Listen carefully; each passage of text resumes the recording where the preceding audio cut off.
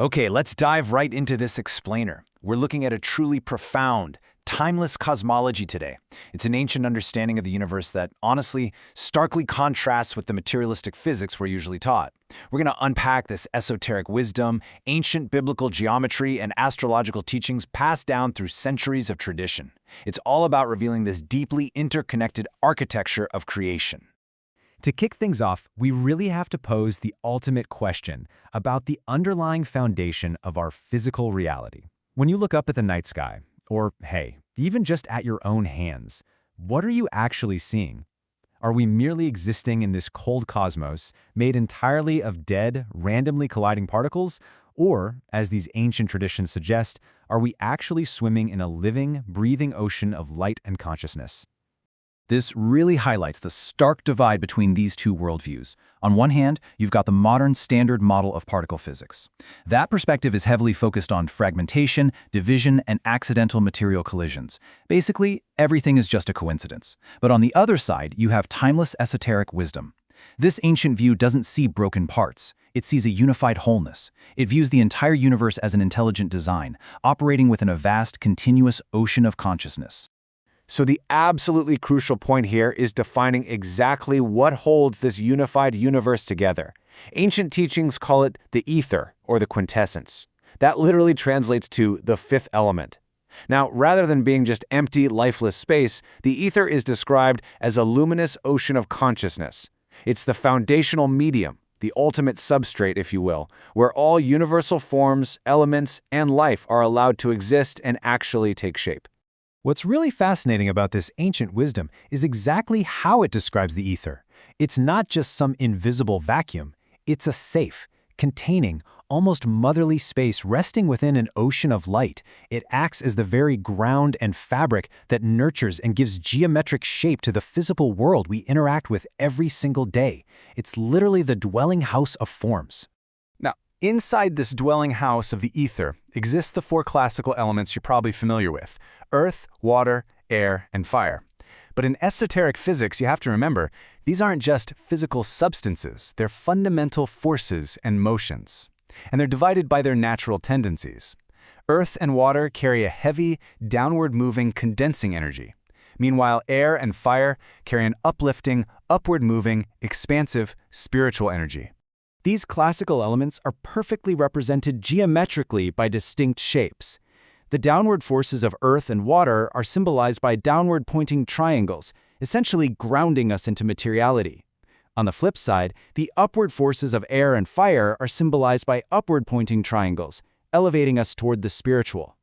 Together, these geometric forces are constantly pushing and pulling within the medium of the ether to construct the very fabric of reality. Let's move on to how this builds into one of the most famous ancient axioms of all time: as above, so below. This principle tells us that the unseen, grand macrocosm of the universe is directly mirrored right down here in the microcosm. And the most perfect representation of that microcosm? Well, it's the human body. The exact same mathematical and geometric laws governing the stars in the ether actually govern your physical form. To prove this, let's consider a very specific number, 28. In ancient mathematical traditions and gematria, which is where letters correspond to numerical values, this specific number holds a massive, revealing secret about human biology and the geometry of creation. Think about it. If you look at your own two hands, you have exactly 14 phalanges, or finger bones, on each hand. That totals exactly 28. Amazingly, if you take the foundational English spelling of the word ether, E-T-H-E-R, and calculate its numerical gematria value, it perfectly equals 28. Your hands, the literal tools you use to create and manipulate the physical world, perfectly mirror the numerical code of the ether itself. I mean, how cool is that? And to build on this, 28 is what mathematicians call a perfect triangular number, meaning if you add 1 through 7 together, you get 28. Even more staggering, the internal angles of any triangle always equal exactly 180 degrees. Well, if you take the numerical value of the consonants in the word ether, which is 18, and multiply it by the vowels, which is 10, you get exactly 180. The math of the word itself encodes the very geometry of the elemental triangles we just discussed. It's like a giant puzzle seamlessly coming together. Now, let's introduce another profound numerical code handed down through ancient biblical and esoteric tradition. That's the number 106. Keep this number in the back of your mind because it's about to unlock something truly incredible regarding the foundational elements of our realm. According to these specific esoteric traditions, if you calculate the numeric values of the classical elements, well, let's do the math. Earth is 24, air is 11, water is 22, fire is 21, and as we know, ether is 28. When you add all the constituents of the known universe together, the total is exactly 106. So the material world and its containing medium are perfectly bound by this highly specific mathematical signature. What's absolutely fascinating is the hidden geometry within those words. Those 5 elemental words contain exactly 22 letters combined. Now, if you take the total value we just found, 106, and reduce it by adding its digits, 1 plus 0 plus 6, you get 7. Mathematically dividing those 22 letters by that reduced number 7 gives you 3.14. Yep, that is pi, the mathematical constant required to measure a circle or, in ancient terms, the dome of the heavens. It's just wild. Next, let's unveil the hidden mathematical counterpart to 106. And that is the sacred, highly revered number 111. In ancient numerical teaching, 111 is entirely separated from the material elements. It represents pure, unadulterated spiritual power. The number 111 mathematically corresponds to the divine triad. When you calculate the values of words like omnipotent, omniscient, and omnipresent, the 3 defining traits of the Creator, they equate to exactly 111. It represents the ultimate trinity. Basically, the 3 points of the original cosmic triangle that observed, generated, and set the entire universe into motion long before physical matter ever existed. And here is the real climax of this ancient math.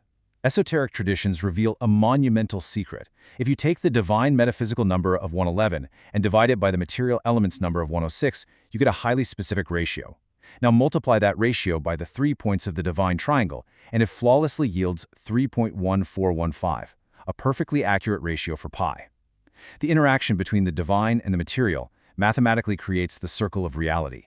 This hidden mathematical key actually decodes ancient biblical riddles, like the famous dimensions of King Solomon's molten sea in the first book of Kings. For centuries, literalists noted that the math in the text seemed incorrect for a physical basin, but timeless wisdom reveals it was never a physical basin at all. It was a profound metaphor for the immeasurable ether, a sea of consciousness, decoded perfectly by the hidden geometry of 111 and 106. Sadly, according to these traditions, modern particle physics is viewed as a complete inversion of this beautiful alchemy. The source material argues that materialism strips away the unifying intelligent presence of the ether. Instead, it replaces this living ocean with a fragmented cartoon of random collisions. It insists that everything is just accidental specks of matter floating in a dead void, entirely disconnected from any divine mathematical architecture. But instead of adopting that fragmented view, ancient teachings urge us to remember this timeless wisdom. All spiritual and invisible brightness comes from the exact same unified source. Everything, every element, every drop of water, every star, and every person is intimately connected and inwardly illuminated by the exact same quintessential ether. We're not separate parts. We're expressions of a unified whole. So, I'll leave you with this final thought to ponder as you step back into your day armed with this ancient perspective on cosmology and geometry. Which universe makes the most sense of your reality? Do you exist in a cold, accidental cosmos of randomly colliding dead matter?